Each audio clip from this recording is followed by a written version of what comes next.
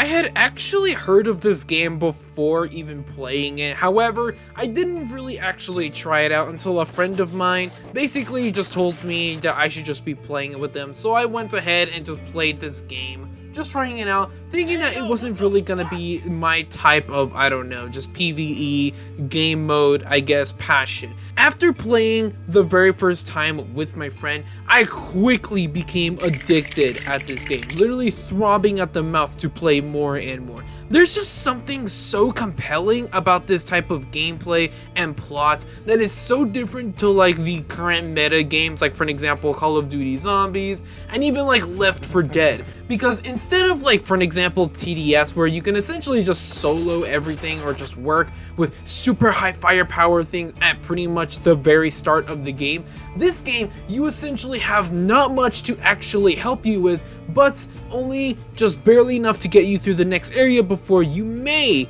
die or just, well, become even stronger than beforehand. There are currently 3 only game modes in Guts and Blackpowder: Campaign, Holdout, and Endless. Campaign is essentially having the exact same plot every single time, where you and your allies are stuck in some sort of city or town, and your current objective, or only objective, is to, well, escape, just to GTFO out of the entire apocalypse. And throughout the way you will find many, I guess you could say, challenges, such as blowing up areas to get to the next area, literally jumping through and on top of buildings in order to get to the next areas, you know, that type of stuff.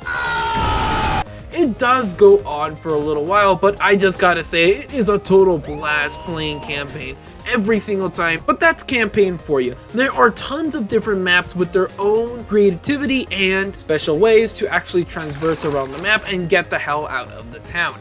The next game mode we have is Holdout, and this is a kind of a strange game mode because I mean, like, there's only one current map, and your objective in Holdout is quite simple. You are basically given the task to cross this river to the other side of the map, and you're probably thinking, oh, okay, we could just swim there. Your objective is not only to cross the bridge or cross the river, but to build a bridge to cross the river. No joke, you literally have to collect planks of wood, build the fucking bridge all the way until the other side for this entire. Quite honestly, I don't really like this game mode too much because of just how much of a slog it gets. Like, literally, it takes so long just to get to the other side.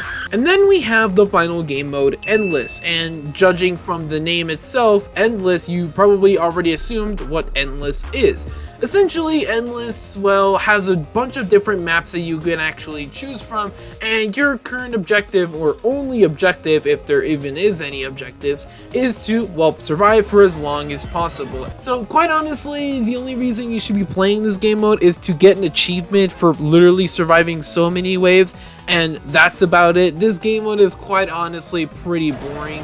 I mean, it does go on and get more challenging, but quite honestly, I would rather pick Holdout than Endless ever. You'll eventually notice that every single game that ends, you will either get a few coins or a shit ton of coins. What you can actually do with these coins is purchase more better weapons, such as better muskets, or, you know, just guns, I'm just gonna call them that, better swords, and even some other types of equipment like grenades. Yes, literally grenades. But looking at these like weapons and the names and or logos of them, you're probably thinking, what does all of this mean? Why can't I only buy specific weapons on specific logos?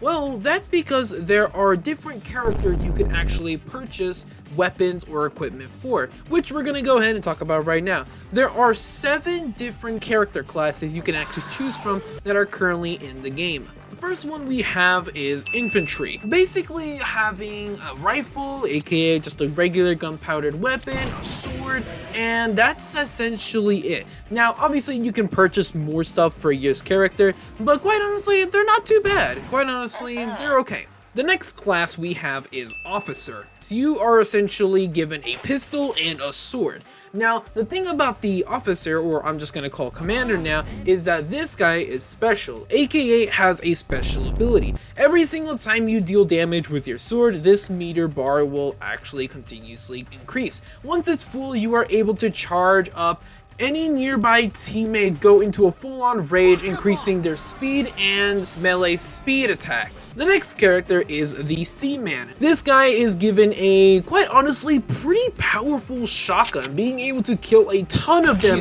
that are all grouped together. Quite honestly, if you were starting to play this game, I would highly recommend picking the Seaman first. The next one we have is the Musician, and quite honestly, this guy is not that good. Basically, this guy just has a musical instrument, and depending what he plays, aka what instrument he has, gives a bunch of other different passive abilities to, well, nearby allies, such as faster melee swings and faster being able to put up fortifications. Quite honestly, this guy is not that amazing. Finally, we have is the Sapper, and this guy's only means of defense is, well, just a giant axe. However, this guy also has a hammer. With this hammer, he is able to build fortifications. The first one is this giant piece of wall, or not really giant, but you know, a regular piece of wall. After hammering it away for a few seconds, slows the enemies down, aka zombies down, and basically has you completely safe behind the walls. The second fortification you can actually build are these sharp wooden poles stuck to the ground. They can actually damage them. The final fortification you can actually build are these little spiky balls, and what they do is, well, slow the zombies down. Next up, we have our two secret-ish characters in the game, because you see, if you choose the Specialist tab in the loadout screen, you will find these two logos. Click Medic one, allows you to choose the Surgeon character, who's essentially just the medic who can heal one teammate at a time, place down some bandages for people to have to slowly heal their HP. And the only means of defense this guy has is just a sword, so yeah, make sure to actually protect this guy. Finally, the last character you can actually play as, who you can't actually choose until you do some specific requirements, is the Priest. Now, there's some weird lore in this game where this Priest is, I guess, like the savior, I don't know how to say it, but basically this guy wields a cross and a little wooden dagger. With this cross, he is able to temporarily stun and push back any infected nearby. Every single infected in the game except one, or not really infected, but you know, undead enemy type. And he does this for quite a while, so quite honestly, he is pretty strong. However, his only means of defense is just a literal knife, aka a wooden dagger, that barely does fucking anything. And those are all 7 characters in the game. Now, quite honestly, the best ones, in my opinion, which are pretty obvious, is the Sappers and the Officers, aka Commanders. These two are extremely necessary because it can get very, very difficult and have many choke points in maps, because these zombies do not mess around at all. There are about 5 different types of zombies you can actually find in this game. The first are called Shamblers, which I'm just gonna call regular zombies. These guys aren't really that big of a deal. They're just a bunch of zombies that deal somewhat damage if you get too close to them, and you can easily kill them with like a slash or two with your sword, and just like a one-shot with pretty much any rifle. However, if you get too close to these guys, they can actually grab you. Now, if only one of these guys actually grabs you, do not worry, you will eventually push them off of you, or a teammate can just help by just slashing that guy, and you will just be instantly free. However, if a second Shambler, aka zombie, comes around and also grabs you, you will actually slowly start to die because they're literally biting your ass off. And then it gets more and more deadly if more and more zombies come around. And I believe after the 5th, maybe even 6th zombie pretty much dog piles on you, you will instantly die. So be wary. Within only a few of these guys, they aren't a big deal, but if there's a massive horde of them, then you might want to stay clear for a little bit. The next enemy is the Runner. They are essentially the regular zombies, however, they are much faster as they essentially just literally sprint and can literally tackle your ass. Now, unlike the Shamblers, where if only one actually literally grabs you and you can push them off, this guy, as soon as he grabs you, you are completely incapable of just escaping yourself. You literally have to have a teammate run over and literally slice or kill or maybe even push this guy off of you in order to save you. Although they may be scary, as long as you just slice them before they actually get to you, they won't be that bad. The next infected we have is the Igniter, and once you get close enough, he will just literally yeet that thing at the closest, well, nearby teammate or survivor, and once that Molotov is yeeted, it will create a giant pool of fire, and if you were just in it for like a second or so, you will just get slightly damaged and not much bad things will happen to you. However, if you were longer in that fire for like 2 seconds, you will essentially just fall to the ground and start burning alive. However, your surviving teammates can just run over and just kick the shit out of you in order to put out that fire, and you should be good to go. The fire can actually damage the zombies as well. The Bomber.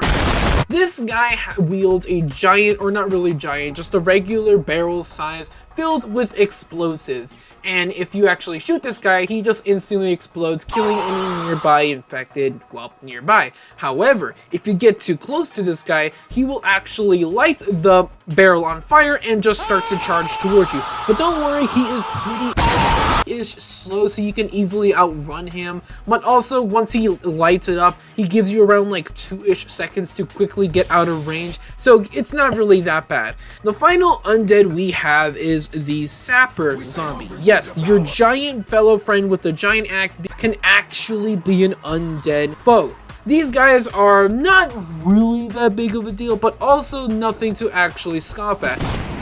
What the fuck? Because if they actually slice you with their axe, it will actually bring your HP down to like 15%. So if you are already pretty-ish low on HP, these guys can just insta-kill you within a second. Step aside or quickly move out of the way when this guy brings his axe down, because you actually have a few milliseconds to just dodge his axe and get a few quick swings on this guy, or actually eventually kill him. So yeah, that is essentially every single zombie in the game. And quite honestly, with a ton of these zombies, a big guy, literal runner that can tackle you within a second and kill your ass, a bomber who could just destroy all of the defenses and also wipe you out within a second as well, it does get very challenging.